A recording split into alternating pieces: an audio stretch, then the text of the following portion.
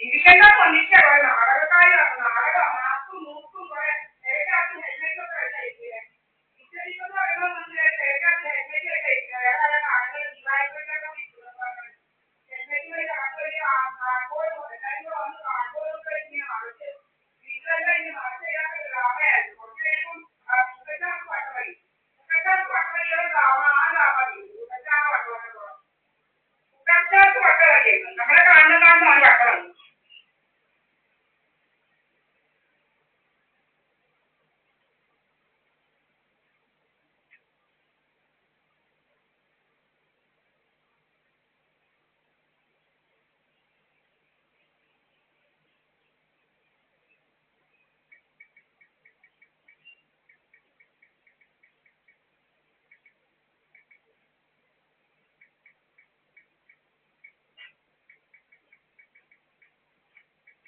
ഹെൽമെറ്റും മാസ്കും ഒക്കെ വെച്ച് അമ്മയും മോനും കൂടി ഇപ്പം കയറിയിരിക്കുന്നു. ഇന്ന് വലിയ ഭയങ്കര ഇതൊക്കെ ആയിരുന്നു. വലിയ കാർഡ്ബോർഡൊക്കെ വെച്ചായിരുന്നു അമ്മയും മോനും കൂടെ പ്രേമക്കഥ ഉണ്ടാക്കുന്നത്. അമ്മയും മോനും കൂടെ ഇപ്പൊ പ്രേമം. അമ്മയും മോനും കൂടെ പ്രേമം. വൃദ്ധ അമ്മയും വിശ്വജിത്ത് മോനും കൂടെ പ്രേമം. ഇപ്പൊ പ്രേമക്കഥ.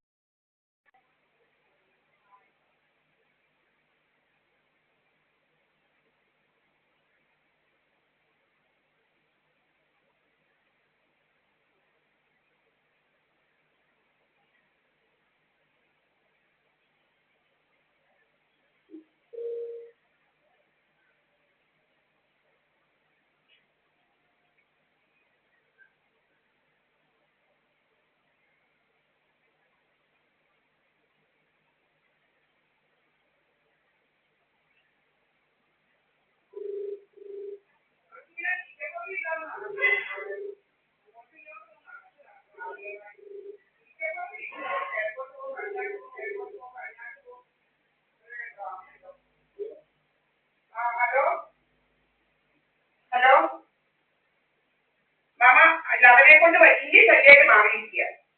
മാമൻ കേട്ടോ ഇന്നലെ ഞങ്ങൾ പറഞ്ഞത്?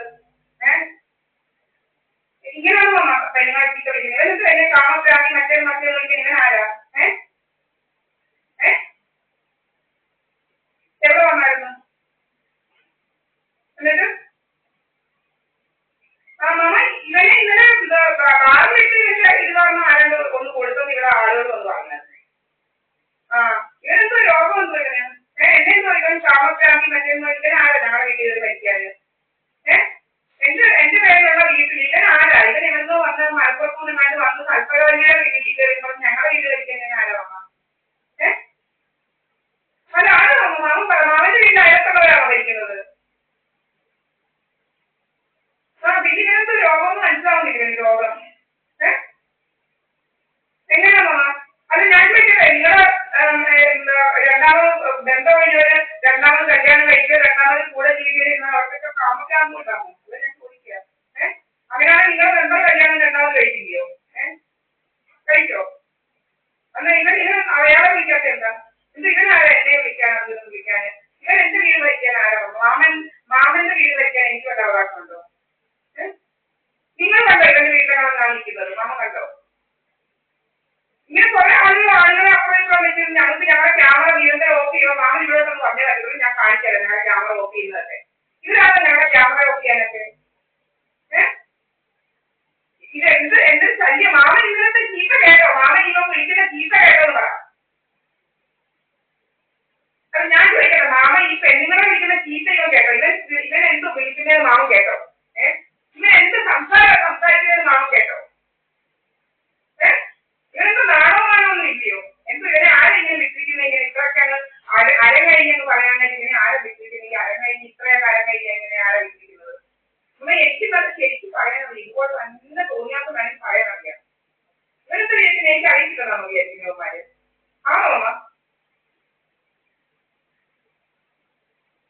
അങ്ങനെ ഇവനെ നിർത്തും. നിങ്ങൾ നിർത്തി ഇവനെ കൊണ്ട് വലിയ ശല്യമായിട്ട് മാറിയിരിക്കും. ഇവനെ കൊണ്ട് ഇവൻ ഞങ്ങളുടെ വീട്ടിൽ ഭരിക്കേണ്ട കാര്യമൊന്നും ഇല്ല. ഇവന് ഇങ്ങനെയാണോ കമ്മ്യൂണിസ്റ്റ് പാർട്ടിയിലെ ആൾക്കാര്?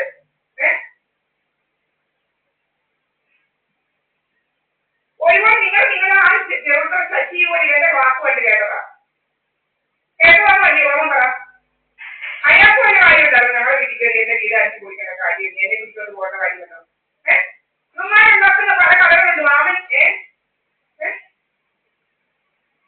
ഇവനൊക്കെ ആരായോ? ഞങ്ങളുടെ വീട്ടിൽ ഞാനുണ്ട്. മാമൻ എന്നെ എത്രയോ നാളുകൊണ്ട് കാണുന്നു. മാമനോട് ഇതുവരെ എനിക്ക് പോകുന്നു പറഞ്ഞിട്ടുണ്ടോ? മാമൻ നല്ലതാ വേറെ വല്ല വിളിച്ചിട്ടുള്ള ശീലമാമനോട് ചോദിച്ചു.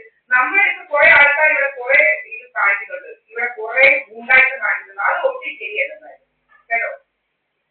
എന്താ ഞങ്ങൾക്ക് ഞങ്ങളുടെ വീട്ടിൽ സമാധാനത്തിൽ ജീവിക്കാനുള്ള അവകാശം ഇല്ലയോ? എന്റെ സ്വത്ത് പിടിച്ചു